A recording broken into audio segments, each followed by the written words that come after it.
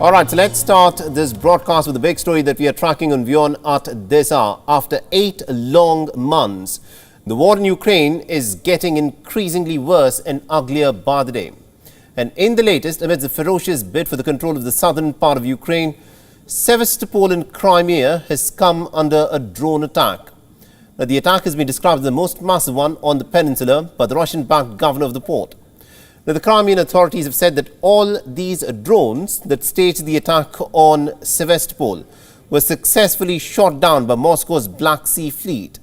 And also Governor Mikhail Rozvozhaev has said that no facilities in the city were impacted, adding that the situation has now been brought under control. However, the Russian Defense Ministry has said that a ship was damaged in the attack near the Crimean waters. And further, the Russian army has now accused the United Kingdom of helping the Ukrainians in planning and executing what Russia dubbed as a terror attack on its Black Sea Fleet. The preparation for this terrorist act and the training of military personnel of the Ukrainian 73 Special Maritime Operations Center was led by British specialists based in Orchakiv, the Mykolaiv region of Ukraine. All right, so this, of course, is the big developing story where there were drone attacks that were staged on the Crimean port of Sevastopol. And what is also interesting is that Russia has accused the British Navy for actively taking part in the planning and also in the execution of what Moscow has dubbed as a terror attack in the Baltic Sea on the 26th of September for blowing up the Nord Stream 1 and the Nord Stream 2 gas pipelines. So these, of course, are the allegations that Moscow has now put forth, directly accusing the British Navy of being involved in the blowing up of the Nord Stream 1 and the Nord Stream 2 pipelines as well. And now to give us more insights in terms of what this, of course, means, we are being joined by Mr. Fred Weir, who is a Russian affairs expert. He's joining us live from Moscow in Russia. Now, Mr. Weir, this, of course, is a big development. Sevastopol in Crimea, the port that Russia sees as very crucial for the domination of the Black Sea, has come under attack by these drones, which are said to have been sent from Ukraine. How does Moscow respond to this? Well, first of all, Sevastopol is the headquarters of the Black Sea Fleet. It is a legitimate military target, you'd have to say.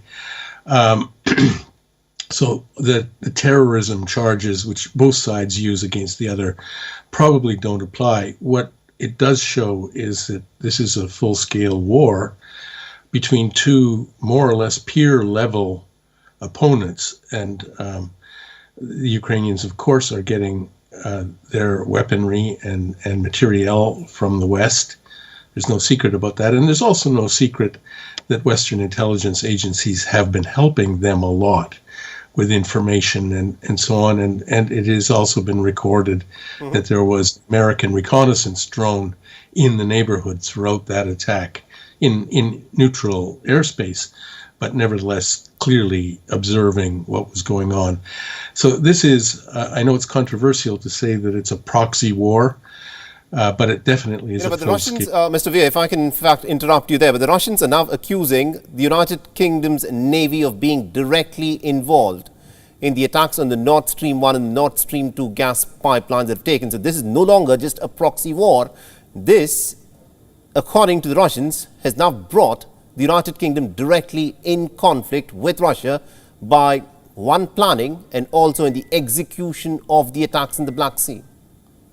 I can't really speak to that. I know the Russians are making these accusations. I think it's that they're talking about certainly in the case of Sevastopol raid, they're talking about planning.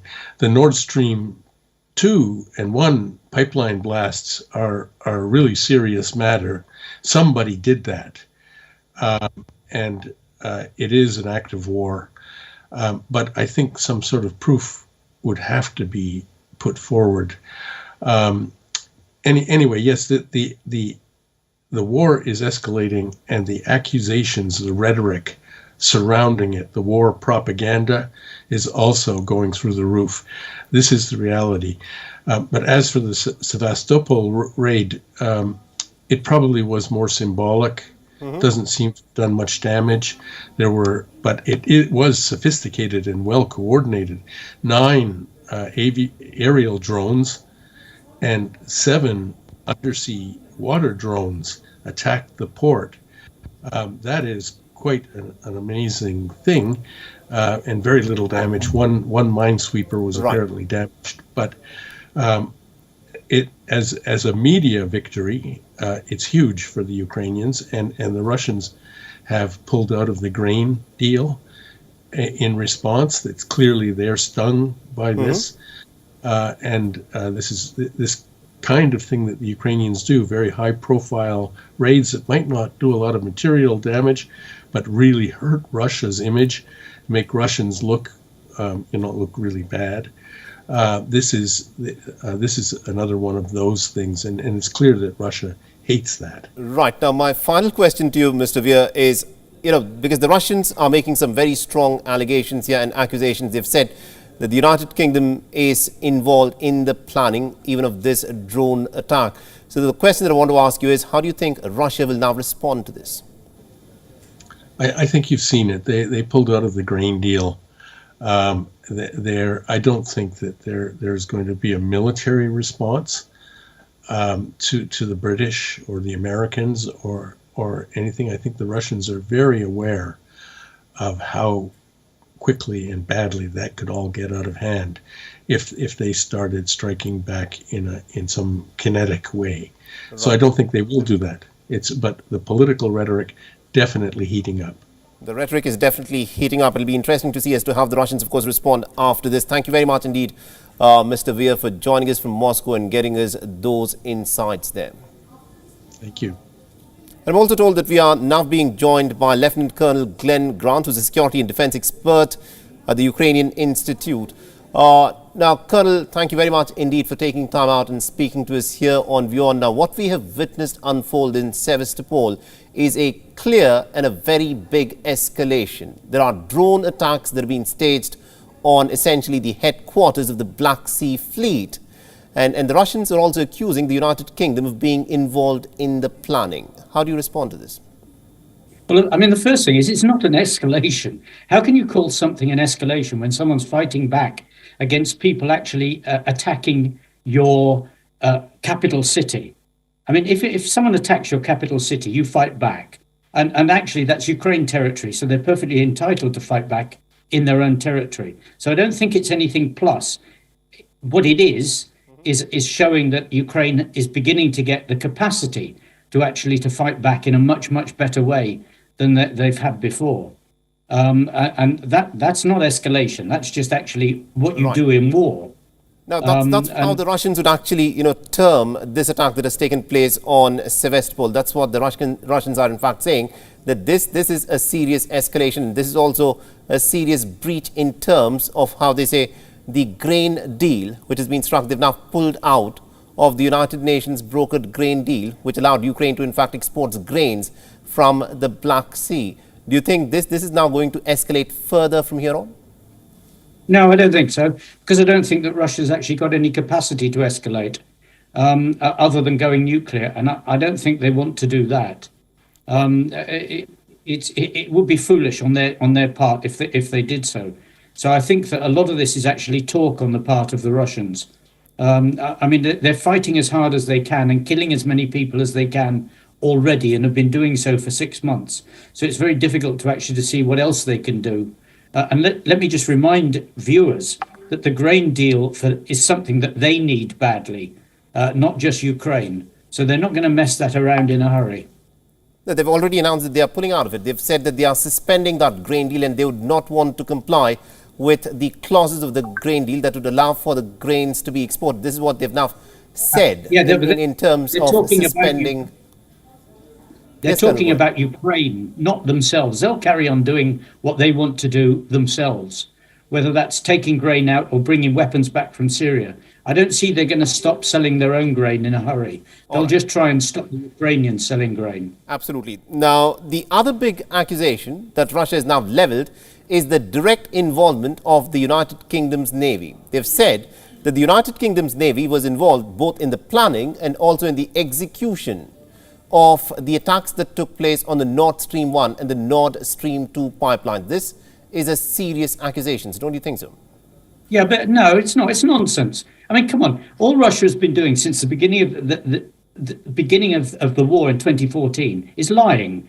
This is just another attempt at doing something. And frankly, what would anybody in Britain want to actually to stop Nord Stream 1 by attacking it?